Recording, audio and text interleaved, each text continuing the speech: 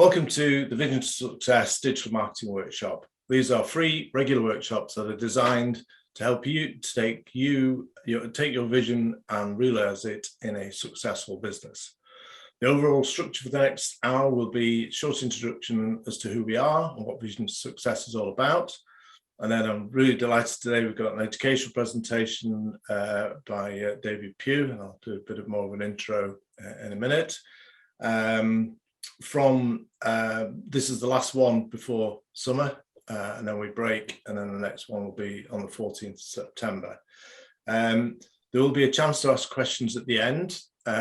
We are using Restream, so if you're on LinkedIn, Facebook or YouTube, past comments and so forth, those will come through to Restream, and Rachel, our sales and marketing manager, will then be reposting into chat so that we can see the questions.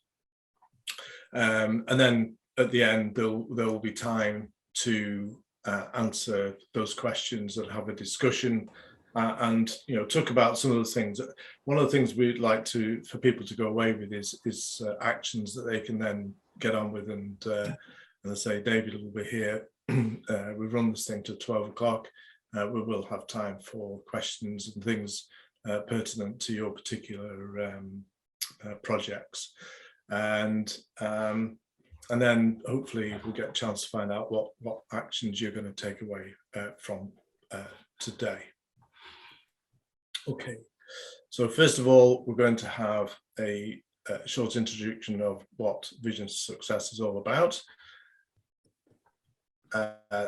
So quite a few of you know me because I know we've quite a few regulars on the call today.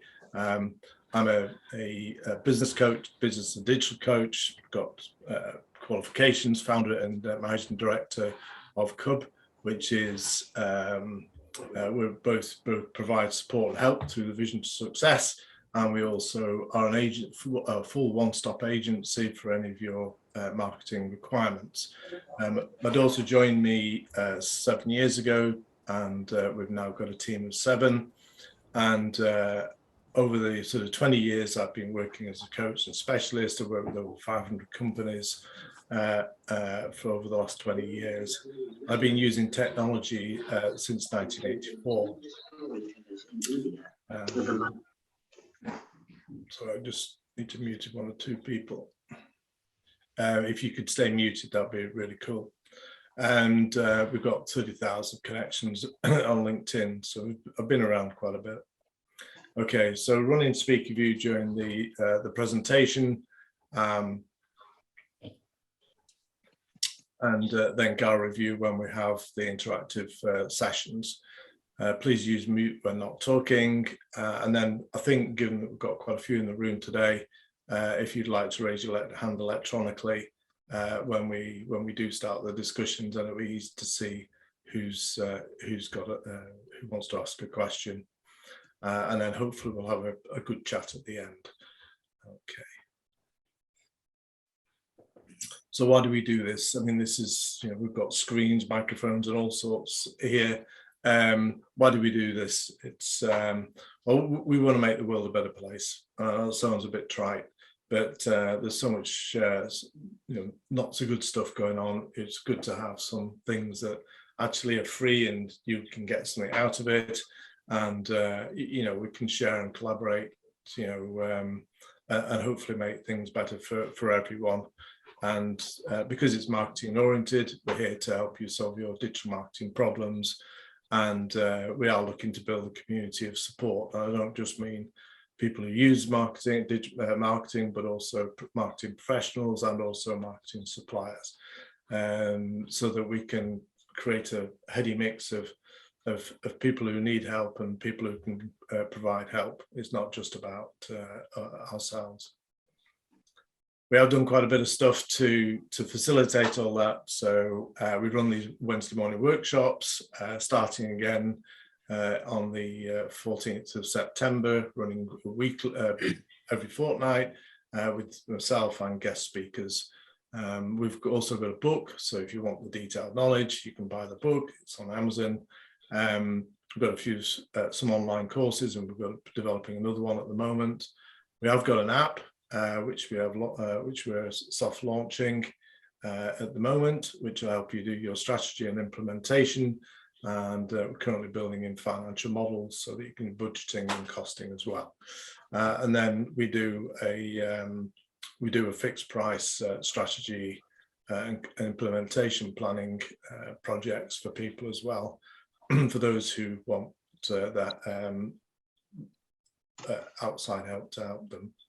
We do provide all the tools. So this is the book. If you would like a copy, it's on about 12 stores around the world, but probably the easiest one is Amazon. Just type in Drive Sales with Digital Marketing and it'll pop up. It's got 3 chapters on overall process and 7 on its practical implementation, which recording in progress.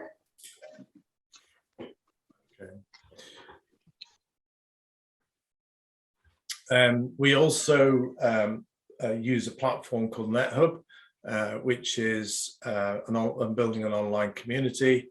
If you're interested, please let me know. We do have a page on the website. Unfortunately, SiteGround are having cooling issues, so the actual server, the actual website visiontosuccess.co is currently down. Not a lot we can do about it, but the actual NetHub community on NetHub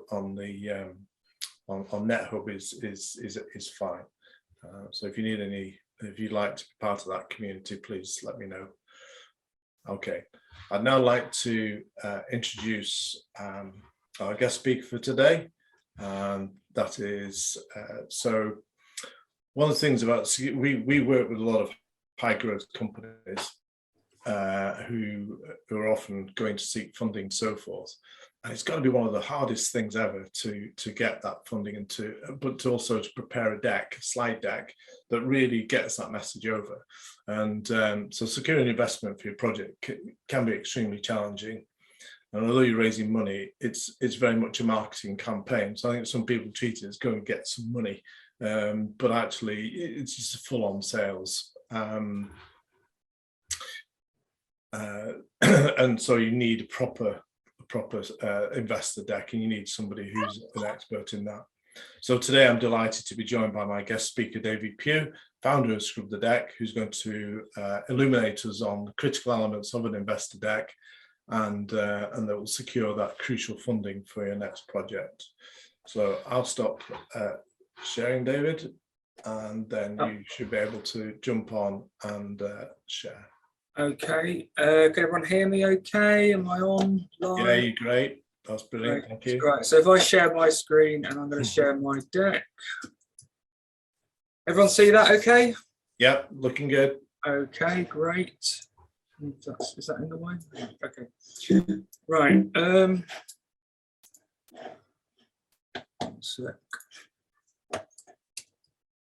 Okay, so this is the pitch deck guide. So I've got a little plug at the start. Pitch deck guide. I'm going to talk about pitch decks and why it's so important and all the elements that you need.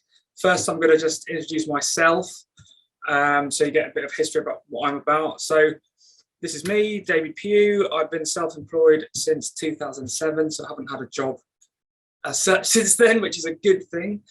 So I quit my job. I was a freelance graphic designer, full-time professional, and I went to found freelancegraphicdesigner.co.uk. So that's my site. I built up a big portfolio of clients working in London over the years. So that's still going now. But during that time, I actually worked on a lot of decks. Now, one of the first companies I did decks for was actually the BBC.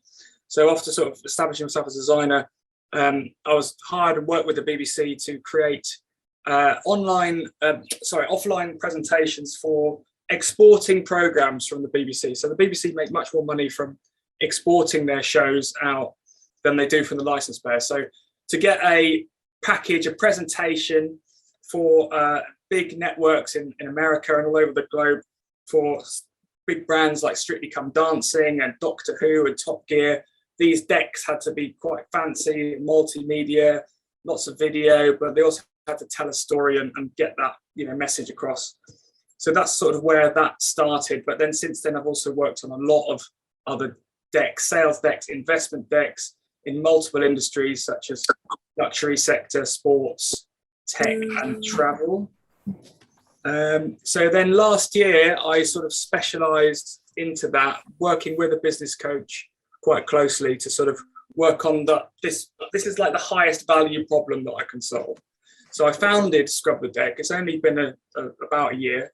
I've got a registered trademark on that, got a .com, so that's established now. And now, it's grown very quickly, and now I'm working on investments from anything from $500,000 to up to 250 million, which I'm working on at the moment. So in terms of LinkedIn, I don't quite have as many LinkedIn as Peter, but I've got 21,000 connections, and of that, a lot of them are investors. So I've also got the ear of some of the investors. I can create the deck, put the decks, and I'm on the inbox of up to 600 investors, and that's really important because investors get a lot of these things sent to them.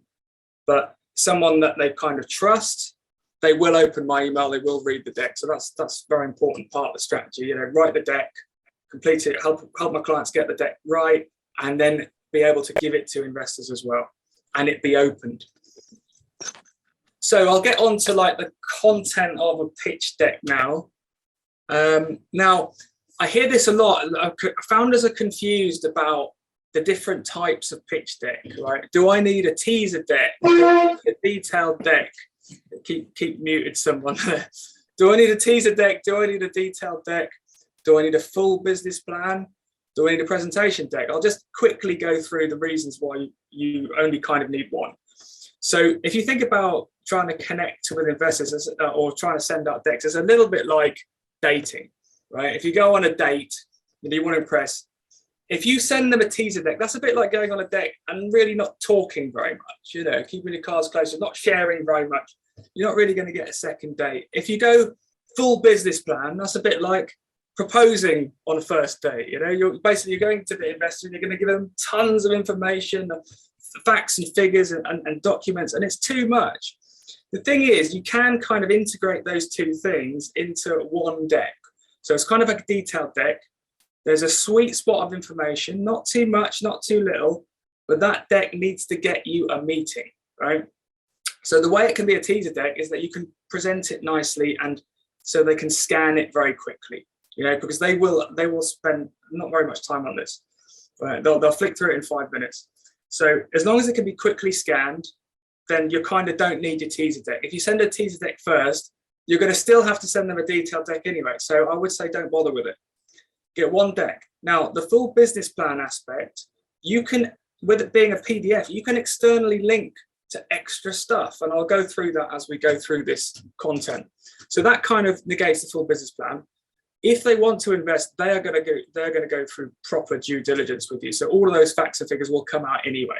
But when you're first introducing, you don't want to just send them loads of stuff. You want to make them read stuff, right? You've got to realize that every word they read of this deck is a cost to them.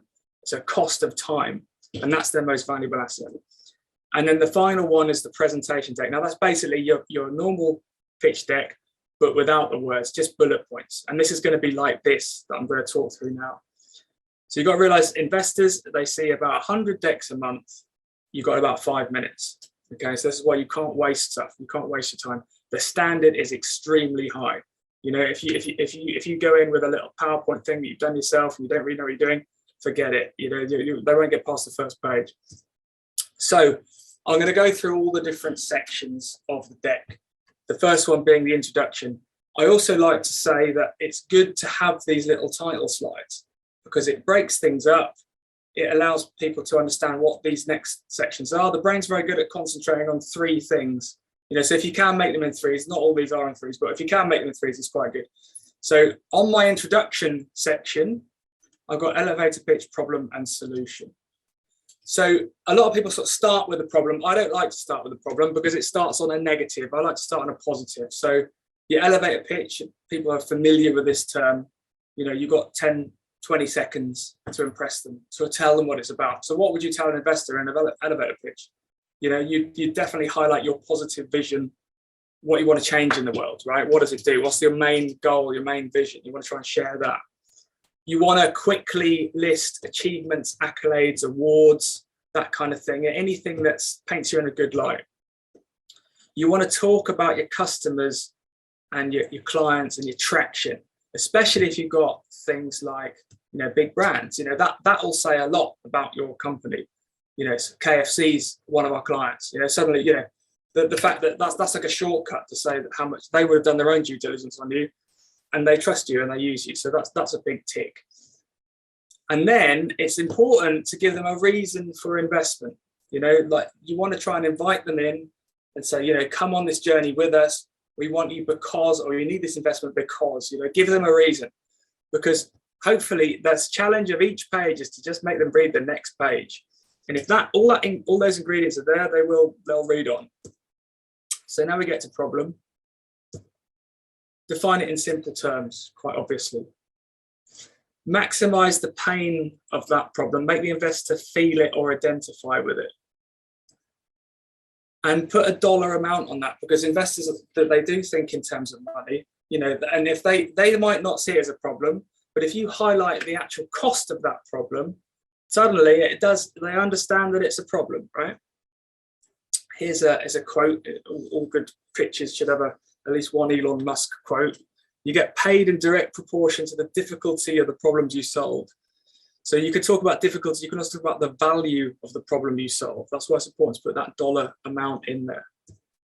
So solution, define how you fix the problem, quite simply. Highlight the difference that you make in the quality of your customer's life, right? That there's a change there. Your solution makes this big change. And again, put a dollar amount on that. If it's companies, put a dollar amount on the profits.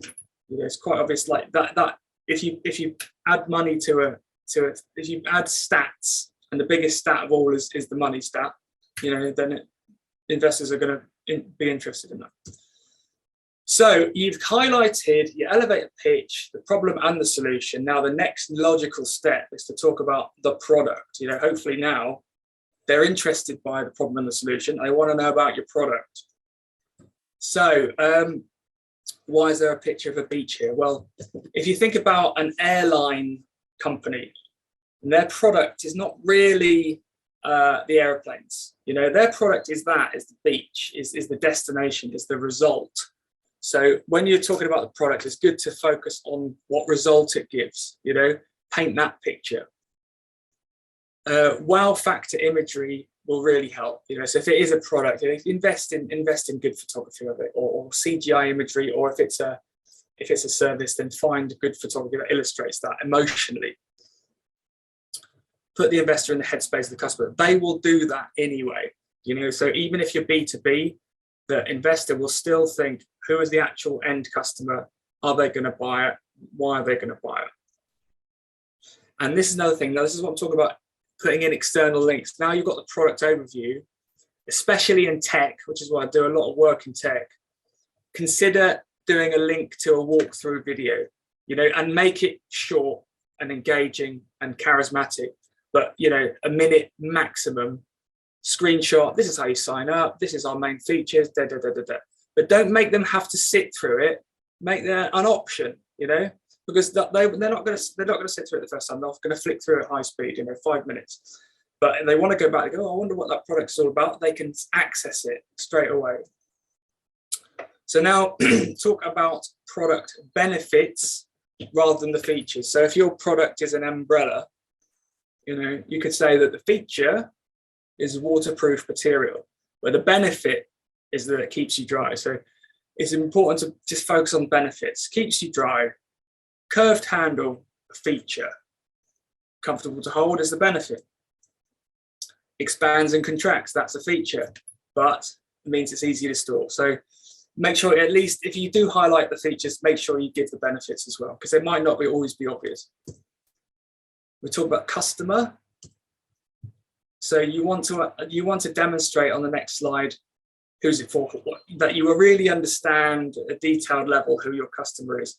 So it's age, sex, job, income, all that kind of stuff, demographics, but also understand the psychographics, understand their hopes and dreams, that's very important. You need to illustrate this. Show that the customers love you.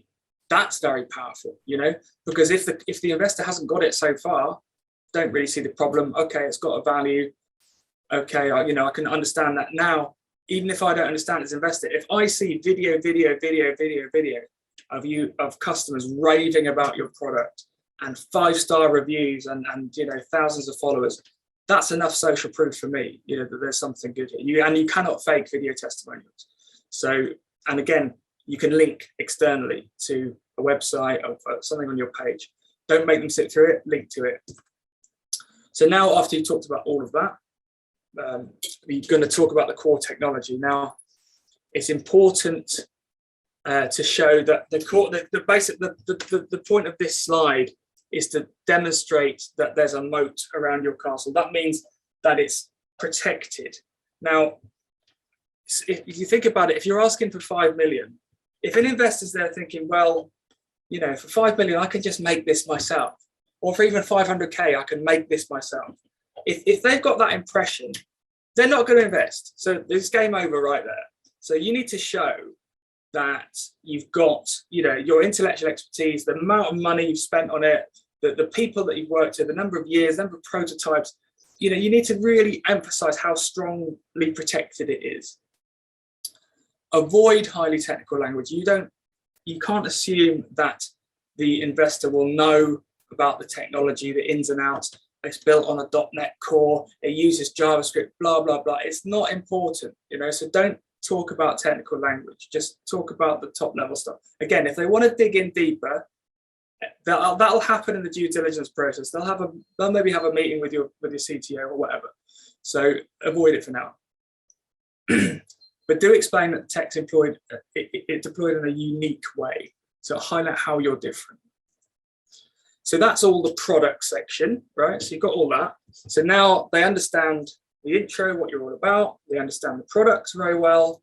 Hopefully they're still reading, they're still excited. Now we get onto the business section, the business model. Now this is what that some of them might just flick straight to this. So here we've got three slides here. How you make money, your milestones and roadmap, and your projections. So let's launch into how you make money. So this could be simple as some nice little clean infographics like this: a customer acquisition cost, an average spend per customer, the lifespan of that customer, how many customers you've got at the moment, and how many new signups you get a month. And add a bit of text as well, but basically give them that sort of core information about how you make money, the basic stuff. They'll quickly be able to add all that up. They'll do that mentally anyway. And then you can talk about your sort of journey, your milestones and roadmap. So you can do this year by year, you can do it quarter by quarter. Talk about, just this much information is okay for now. Q1, stats, revenue, Q2, Q3, and then once you've got those three and you're not into Q4, then Q4 can be a projection. Now, it makes a lot more sense to put those numbers in your, predicted Q4 if you've got the other three lined up and it makes a natural curve, so that sort of highlights traction as well as maybe highlighting some goals and something accountable that they can hold you to. Or you said you were going to expand to Europe, has that happened yet? If you write it down, it kind of makes you accountable for it, which is good. Now, projections, a lot of investors won't take that much notice of it because they all look like this, massive graphs in the future, and if you have put some time into this and it is backed up by a lot of financial data, again, you can externally link to that to those spreadsheets and show you're working and show maybe who's done these projections. But ultimately, they're not going to take too much notice of this one. So that's your business model. Now, once you've covered the business model, you want to talk about the market. What's the opportunity? And so here, traction, growth strategy, really important, and total addressable market. So in the terms of the traction, again, you could do it with nice little infographics. What your stats were in 2019, and then how it progresses, and when you can see 3 years in a row, you can see how you've grown, how that journey, is increasing, how your popularity is increasing. That's a good story to show, and it's obviously in the past. Now, growth strategy, I've seen so many decks that don't put forward any kind of growth strategy. When you look at these projections only make sense if you've got a growth strategy. Okay, so it's really important to have a slide talking about what you're going to do next. What are the big plans? And this could include what you're going to do with the investment money. Because you can't just show a graph that steeply hockey curves up without giving some illustration as to why. So you can just put some basic stuff in there, like I'm going to increase the ad spend by 20%.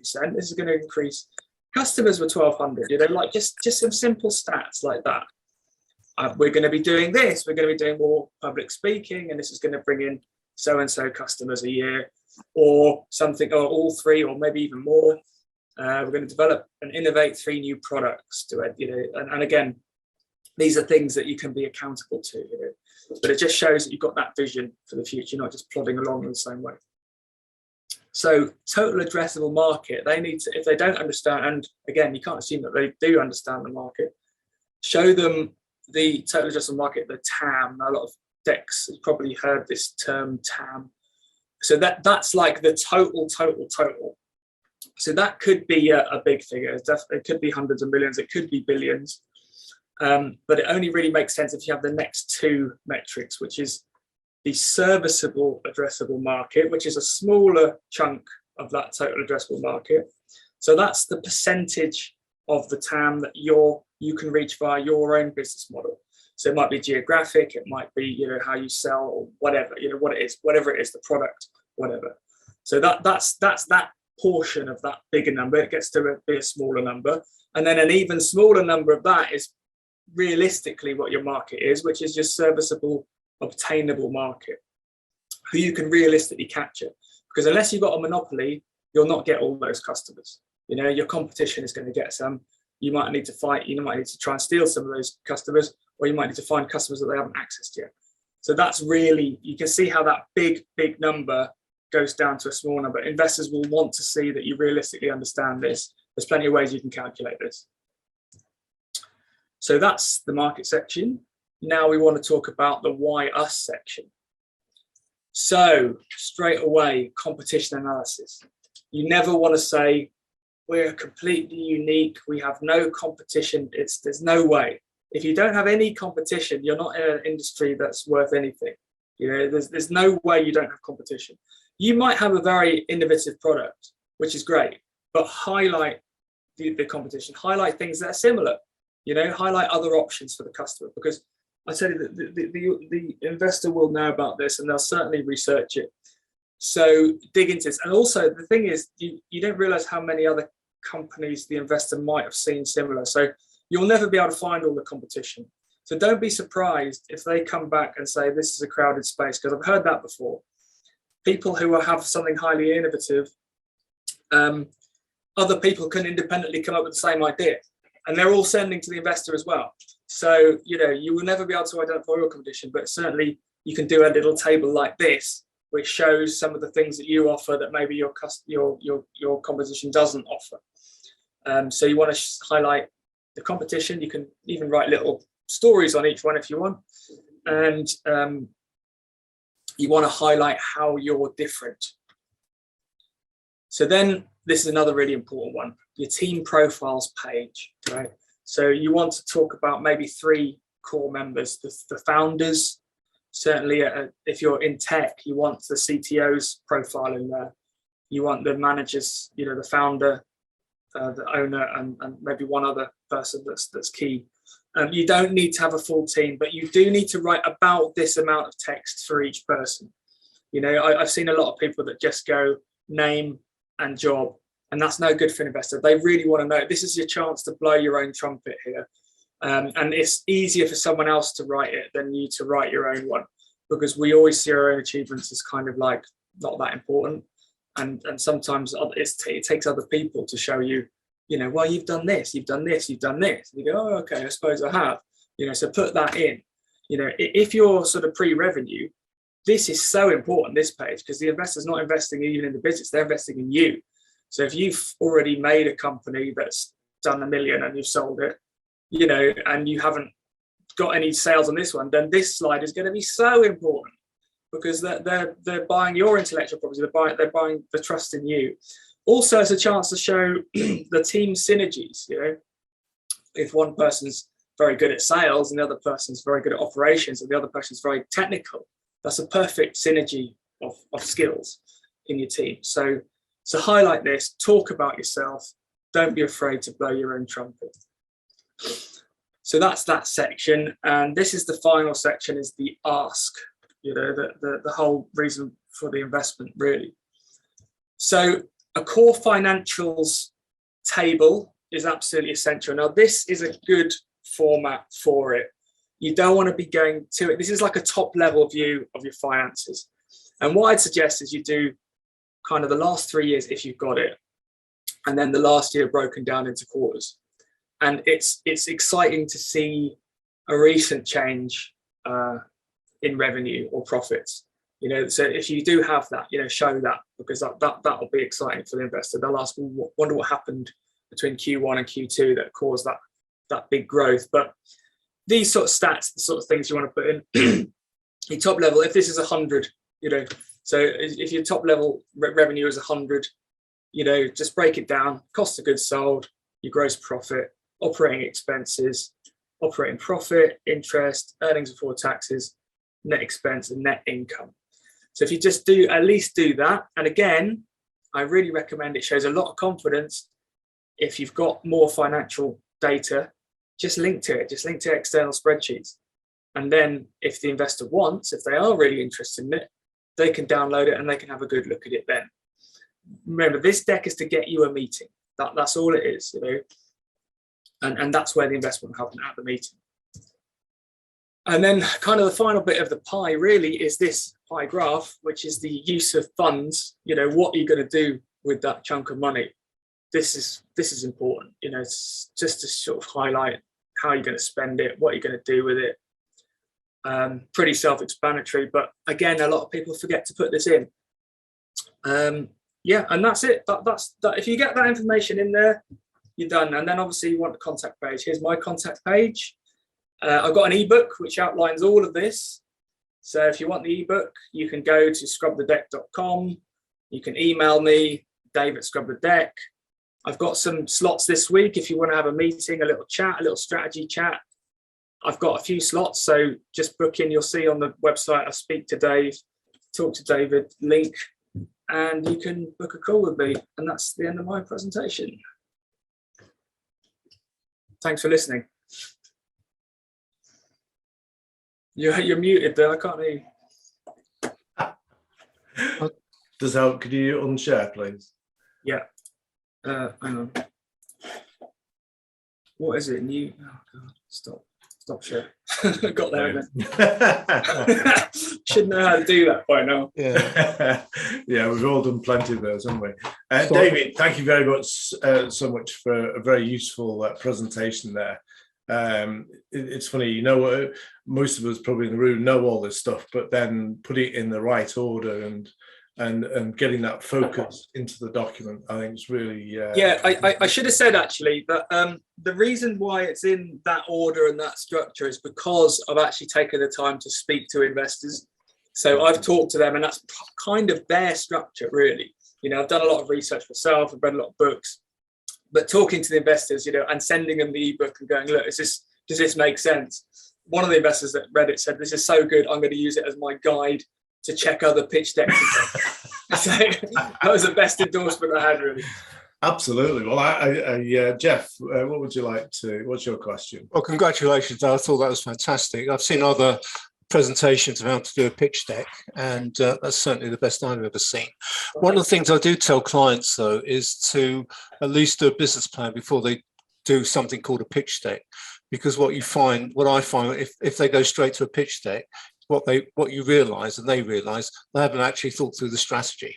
Yeah. And they end up having to do the strategy on the fly in order to do the pitch deck. Whereas I often get them to do the business plan and give them a template for doing that. So they forces them to think it through. And so one of the dropouts from that business plan makes it a lot easier then to do a pitch deck.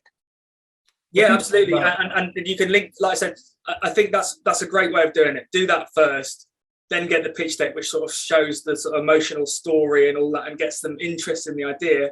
And you can just link to that document. That's the thing. If you want to, you can present that as a separate document and link to that inside your pitch deck. So it's nice and tidy and clean. But yeah, can I just make one other point, which I thought was great, is you didn't say something like you've got to keep it to 12 slides or 20 slides. You know, I don't know, it was 30 slides there, whatever it was, but you know, you won't fixate it on. They've only got 5 minutes, therefore only do half a dozen slides.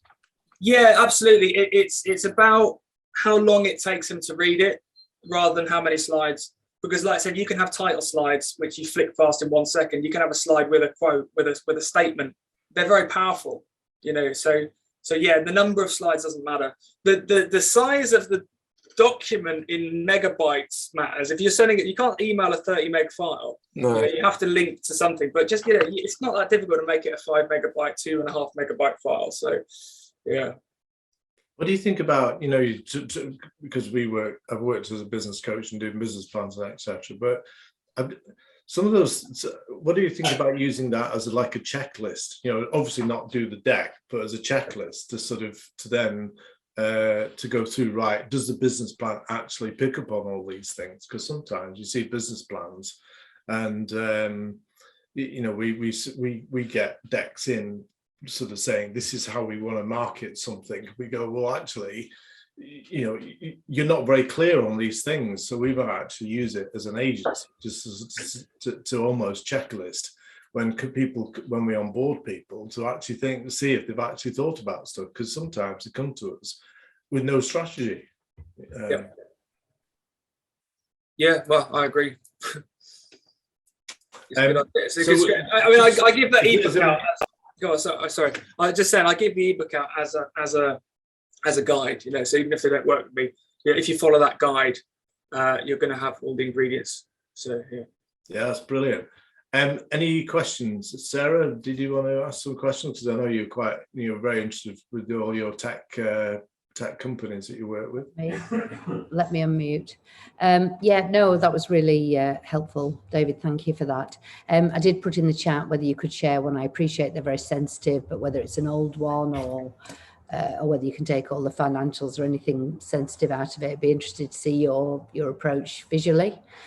That would be one thought.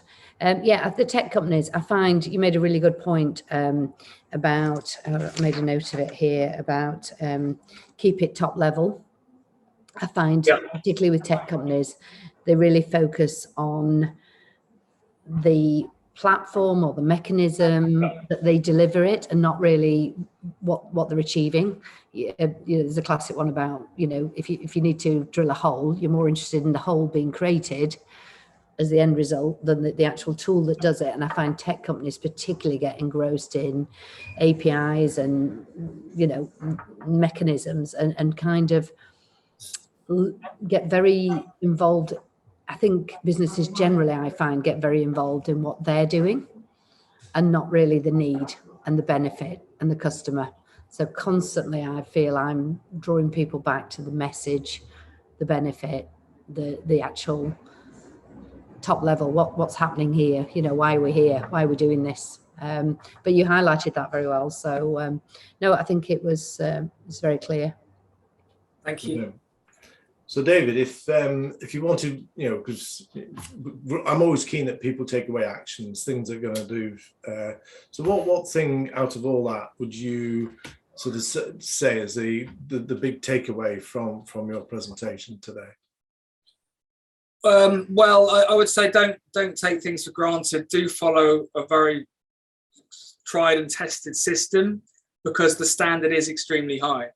You know, like these guys get 100 decks a month, and if yours is bad, waffly, poorly laid out with big blocks of text or very complicated diagrams, forget it. You know, you're not going to get response. You know, it has to have the right amount of information, a real sweet spot. So test it against people that know, and don't be, don't be afraid to rewrite it, 3 or 4 or 5 times, because you might have to.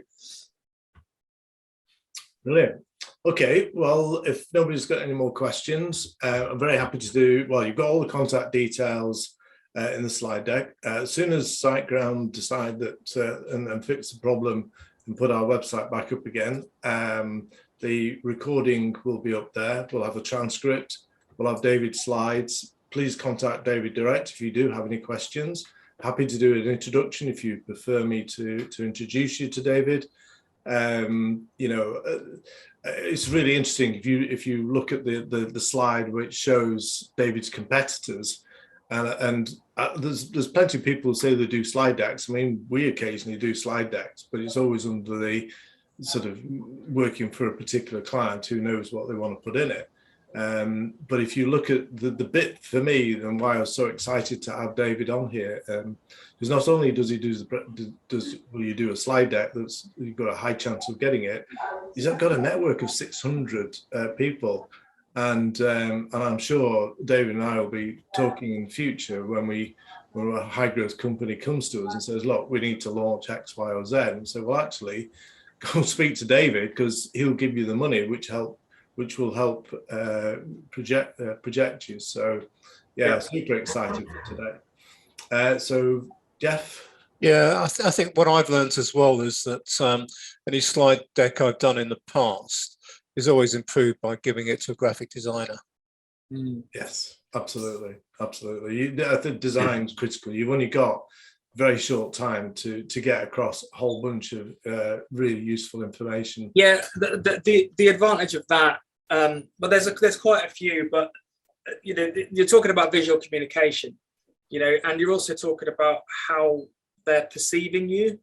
It's almost like going into a job interview with a nicely laid out CV and a nice suit, and then you're going to come across well, aren't you, in the interviews from day one, from the start. Whereas if you come in with a dirty t-shirt and like, oh, I've just scribbled this on a bit of paper, here's my CV, forget it. They're not going to hire you. That's the same as not using a graphic designer. I mean, what's happened over the years, when I started in consulting, we'd have a graphic designer and you'd give your PowerPoint slides to the graphic designer and it would be improved. What's happened now, of course, is that all of that support has gone and the individual consultant is trying to do it all. Well, it isn't. David's here. That's right. Yeah. Well, I also work with really good designers, but because design is my background, I can find the best ones. So, if I hire a designer, he's got to be better than me. Brilliant. All right, guys. Well, if there's any more questions, thanks very much for coming along and for the questions and so on. As you can see, you've learned more when people do get engaged. We are going to take a break over the summer, and I'll be back on the 14th of September. And as I've talked about in previous presentations, we are developing an app which will support you in marketing strategy and implementation, because marketing is becoming a lot more complex. You can't just do one channel promotions. It's all got to link together. And the other big thing is as you saw in that slide deck, projections and where you're going to spend the money is also super important to whether it's an existing company or an investor. And we put together quite a complex financial model which sits behind the app. This is currently in development, and we will be talking about that at the next presentation, which will be how to develop the financial model or budget for your marketing strategy and implementation. And hopefully the app will be available at the same time. Unfortunately, the website, our own website's down. SiteGround have got cooling error problems with the servers, but hopefully, being SiteGround, that should be back up sometime today. And so later tomorrow, the recording, slide decks, and so forth will be available. If you want to direct introduction to David, either contact uses details from the slide deck, or contact me and I'll do an intro for you. So thank you very much again, David, and we'll see you in September. Cheers, guys. Thank you. See you later. Bye. Bye. Bye.